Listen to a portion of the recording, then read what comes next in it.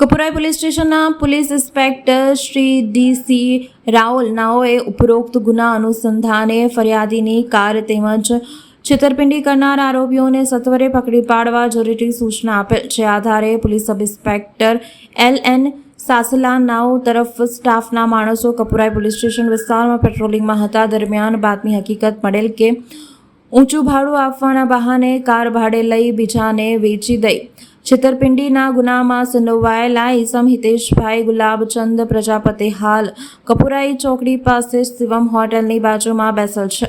જે આધારે બાતમીવાળી જગ્યાએ જઈ તપાસ કરતા તે હાજર મળી આવે, જેને પૂછપરછ કરતા કપુરાઈ પોલીસ સ્ટેશન BNS કલમ 318(4), 319(2) મુજબના ગુનામાં સંડોવાયેલા હોવાની મુલાકાત કરેલ તેમજ તેની સઘન પૂછપરછ કરતા પોલીસ કપુરાઈ પોલીસ સ્ટેશન હદ વિસ્તારમાંથી હસમુખભાઈ ગેલાભાઈ પાડલિયા નાઓની હોડાઈ એક્ટ કાર 3 માર્ચ 2022ના રોજ ભાડેથી લીધેલ હોય, જે હજુ સુધી પરત ન આવેલ હોવાની કબૂલાત કરી તથા હરની પોસ્ટે હદમાંથી અરજદાર શ્રી અલ્પેશકુમાર બહાદુરસિંહ રાઠોડ નાઓની પાસેથી I-20 કાર લઈ ઇન્ડિગો કાર આપી સદર I-20 કાર સ્કેપ કરાવીને કબૂલાત કરતા હોય, જેથી આ બાબતે આરોપી વિરુદ્ધ કાયદેસરની કાર્યવાહી હાથ ધરવામાં આવેલ છે.